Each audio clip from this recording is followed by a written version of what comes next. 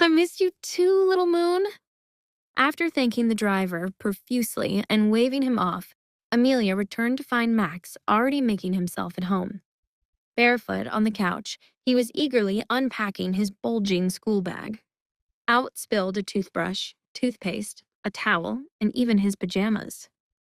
She fetched a pair of slippers from the cabinet and placed them at his feet. Put these on.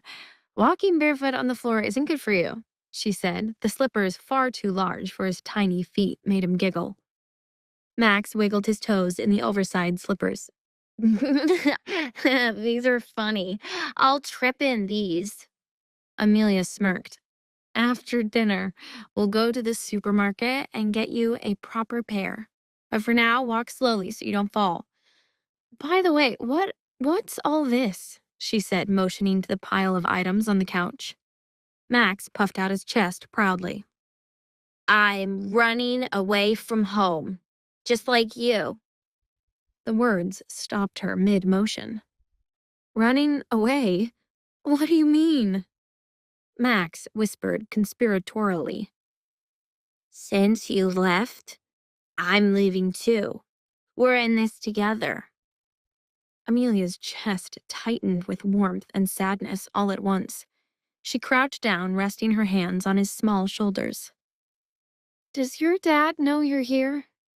Max shook his head defiantly. Nope, he never listens to me anyway. I'm always trying to give him great advice, but he doesn't do it. Amelia smirked, her mind flashing back to Javier's stubborn face. Sweetie, it's not nice to run away without telling your dad. He loves you. It'll worry him if he finds you missing. Max furrowed his little brows. Then what should I do? I don't want to be away from you, Mom. But I miss Dad too. Can't you just come back? It's too quiet here. Amelia's heart twisted at his torn expression. She kissed his forehead and said softly, Your dad and I are going to talk to figure out a way for you to spend time with both of us, okay? Amelia paused, looking at his chubby face. Before Javier appeared in their lives, Max had been content with their little world of two. But now, his growing desire for a complete family was breaking her heart. Dinner brightened his spirits, though, as the rich aroma of adobo chicken and sweet plantains filled the room. Max devoured every bite, his earlier gloom replaced by giggles and chatter. After dinner, Max helped Amelia clean up. Can I get chips and preserved plums at the supermarket? He pleaded. Sure, she said, indulging him. Just as she was about to put on her coat and shoes, she opened the door to leave and froze when she found a figure standing in front of her door. Standing there, alone and dressed impeccably as always, was Javier. Dad, did you come for dinner? You're too late. We ate everything. Max's joyful voice cut through the tension in the room. The boy jumped into Javier's arms with excitement, while Amelia stood frozen, staring at the prince. Dressed in a tailored suit, his sharp features looked even more dashing in the dim light, filling the small apartment with an oppressive air. Amelia's mind raced. Why is he here? Max, remembering he had just run away from home, pulled back slightly. Dad, how did you find me? I was so sneaky. Javier's piercing eyes flicked from Amelia to the boy.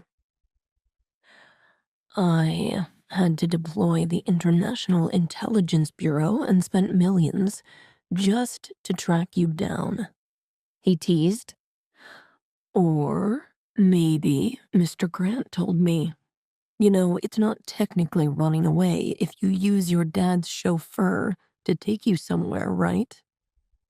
Max rolled his little eyes, and Javier ruffled his hair. Come on, I'm here to take you home.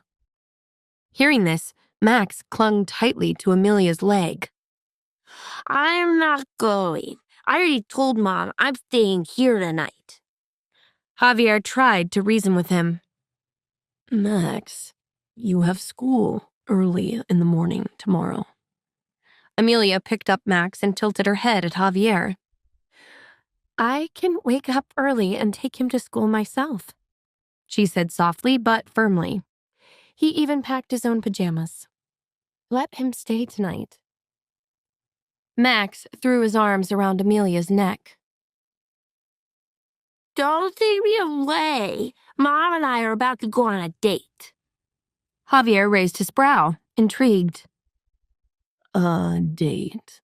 Where are you going? Amelia shrugged. Just heading to the supermarket to buy him slippers and snacks. A long silence followed before Javier spoke. I'll join you. Amelia blinked, stunned. Your Highness, Javier Calderon, is going to grace a common supermarket? His face remained stoic. After the market, I'll take him home.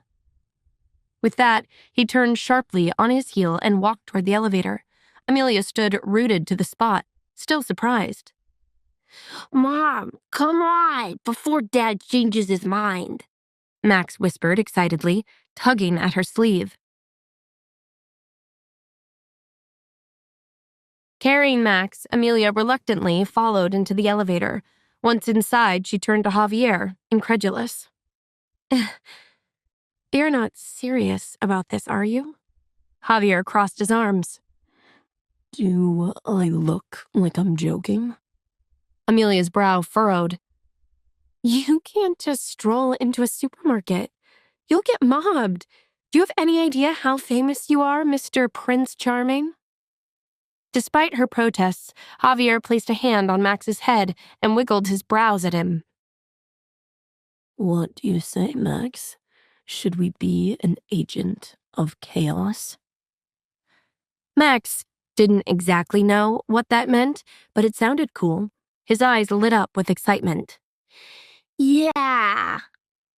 Amelia couldn't help but sigh. Prince Javier was about to turn her quiet errand into a spectacle. Amelia noticed a row of half a dozen sleek, bulletproof cars in the parking lot as she went downstairs. Victor was there and walked over quickly, ruffled with a hint of worry.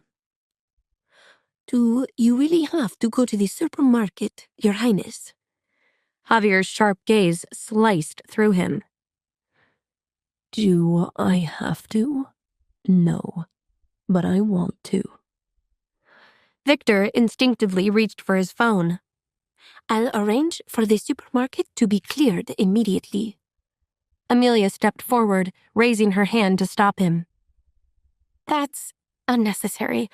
Javier, you don't need to come. It's inconvenient for you, and it'll disrupt everyone there. Max and I can handle this on our own and be back in no time. Her words irked him. Was she dismissing him? The Crown Prince of Spain being treated as an inconvenience? Countless women would dream of his company. Yet here was Amelia, shooting him away as if he were a burden. Javier's expression darkened. I'm not just going for your errands. I'm going for research to conduct a socio-economic examination of the local people's livelihood. To find out what happens next, download the Pocket FM app in the next minute to get free access to all episodes of The Royal Accident for free.